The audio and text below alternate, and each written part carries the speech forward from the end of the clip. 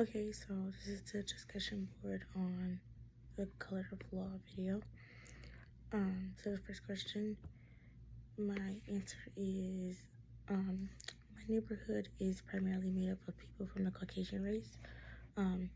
After viewing the lecture series, I think that the discriminatory housing policies may have affected this, because as he stated, it is a more expensive community.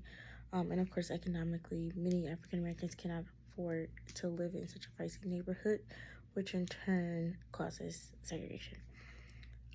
Question 2, my community or school isn't officially racially segregated, but like we just stated before, there is a barrier that causes for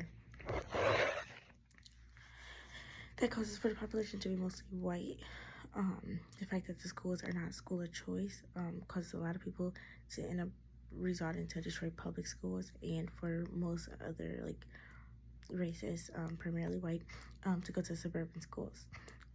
And as a result, this does in fact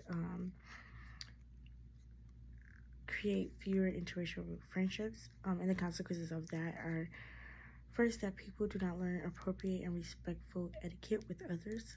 So meaning people don't learn to be culturally competent or inclusive.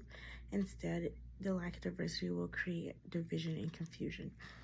The students become ignorant and don't learn how to act, talk, or behave around someone else that is different from themselves. Question 3, what do I think of the reasoning? I think it's pretty accurate, because when we think of segregation, racial segregation, we think of it technically, in the representation of it that we know and see is what it looks like in the past. But here in the present, since it's already been condemned and unlawful, we kind of do it, or not we, but like society does it in a secretive way so that it can be upkept and maintained without getting in trouble or immediately and easily halted by the government or others who have noticed it. So it's kind of like a strategic game, and the loopholes are within the systems and structure of things. So it's hidden within practices and made to seem like it's accidental and out of the hands of people that can control it or shut it down. Second part of the question, I will propose that we start from the very bottom. We learn to get at the root of the problem. Creating laws that are actually addressing how schools are not school of choice is like an example.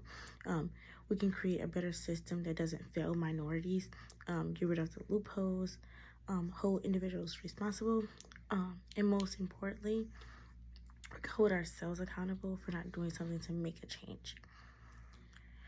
Question number 4. I think I would like to understand how people feel about the community, like their likes and dislikes, what they prefer, don't prefer, what they think about the community can be improved, and how we can contribute to the community. My unanswered question after viewing the documentary is why we haven't expressed and looked towards the power that we have as citizens to make the change that needs to happen. So we have policy makers and legislators that are controlled by us, our voice, and our vote, but we don't take advantage of the opportunity because we don't speak up, or we don't go vote, or we don't engage in democracy as active participatory citizens. But we can if we actually exercise our powers that are God-given to us. Those are our rights, and we, like I said, we just don't take advantage of the opportunity. And that's it. Thank you.